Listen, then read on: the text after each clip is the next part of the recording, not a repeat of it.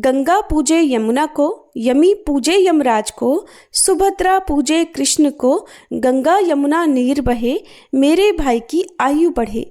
आप सभी को भाई दूज की हार्दिक शुभकामनाएं।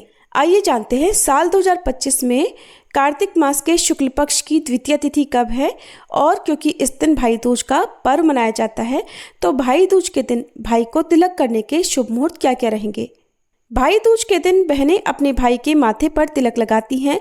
कहीं कहीं पर पूजा में भाई की हथेली पर बहनें चावल का घोल भी लगाती हैं।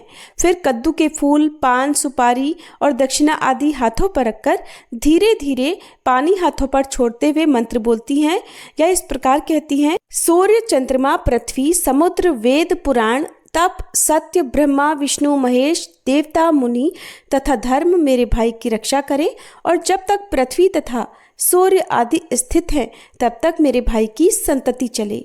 फिर बहनें भाई को तिलक करने के बाद उन्हें भोजन कराती हैं। आइए जानते हैं तिलक के शुभ मुहूर्त के बारे में। द्वितीय तिथि प्रारंभ होगी 22 अक्टूबर बुधवार रात 8:17 से और समाप्त होगी 23 अक्टूबर गुरुवार रात 10:46 पर। ऐसे में उदय तिथि के अनुसार इस बार भाई दूज का पर्व 23 अक्टूबर दिन गुरुवार को मनाया जाएगा और इस दिन बहुत ही शुभ योग बन रहे हैं, जिसमें आयुष्मान योग सुबह 5 बजे तक रहेगा और बाद में पूरा दिन सौभाग्य योग रहेगा। इसलिए इस बार बहुत ही शुभ योगों में अपने भाई को आप तिलक कर सकती हैं। और भाई को तिलक करने के लिए सबसे शुभ मुहूर्तों में से एक मुहूर्त रहेगा अभिजीत मुहूर्त, जो कि सुबह 11:48 से दोपहर 12:33 तक रहेगा। इसके बाद शाम के समय भी आप अपने भाई को तिलक कर सकती हैं। जो बहनें बहुत देर से अपने भाई के पास पहुंचती हैं वो अमृत काल में यानी शाम 6:56 से 8:44 के बीच में भी तिलक कर सकती हैं। और इस दिन राहु काल दोपहर 1:30 बजे से 3 बजे तक रहेगा। वैसे तो राहु काल के समय में पूजा पाठ या कोई शुभ काम करने से बचना चाहिए, लेकिन इस बार पंचांग में अपने भाई को तिलक करने का जो शुभ मुहूर्त दिया गया है वो दोपहर 1:13 से 3:28 तक दिया गया है। हालांकि इस बीच 1:30 बजे से 3 बजे तक राहु काल भी रहेगा। और जो भी बहनें राहु काल का विचार करती हो उन्हें राहु काल के समय में तिलक करने से बचना चाहिए।